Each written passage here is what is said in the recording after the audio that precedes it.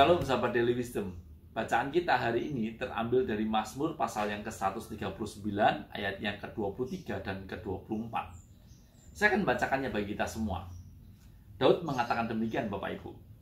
Selidikilah aku ya Allah dan kenalah hatiku. Ujilah aku dan kenalah pikiran-pikiranku.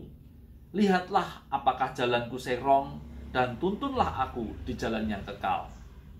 Bapak Ibu saudara sekalian, mungkin di antara kita pernah mendengar istilah kalibrasi. Kalibrasi ini dimungkinkan ketika kita memiliki satu alat ukur tertentu begitu ya. Misalkan kita punya satu timbangan begitu. Timbangan mungkin di antara kita pernah melakukannya, menimbang beras yang kita pikir 2 kilo, loh ternyata setelah ditimbang jadi 1,5 kilo.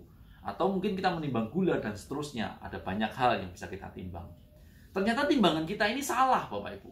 Sehingga alat ukur ini, timbangan kita ini perlu dinamakan kalibrasi, melalui proses kalibrasi. Di dalam proses kalibrasi tentu ada alat ukur lain yang bisa menstandar, membenarkan bagaimana apakah timbangan ini benar, selisihnya bagaimana, dan seterusnya.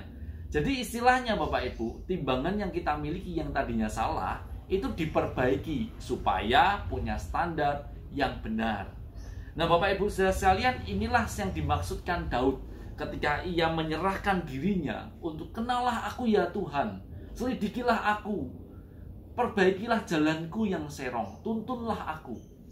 Bapak Ibu saudara sekalian, Daud ingin menyerahkan hatinya untuk melewati proses kalibrasi hati. Apa standarnya? Standarnya adalah hati Allah.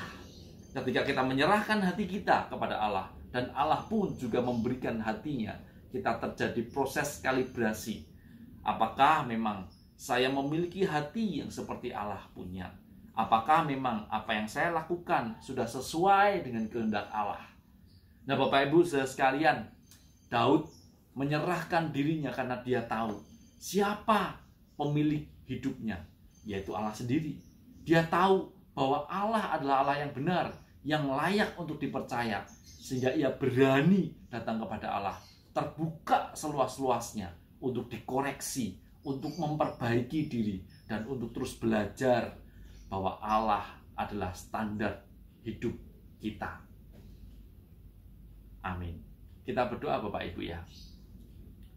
Tuhan, kami sungguh menyerahkan hidup kami ke dalam tangan-Mu di dalam setiap aktivitas hidup kami hari ini. Kiranya Engkau sendiri yang boleh menyatakan kehendak-Mu, sehingga kami dapat semakin lama semakin serupa akan Engkau. Terima kasih Tuhan, terima kasih. Di dalam nama-Mu kami berdoa. Amin.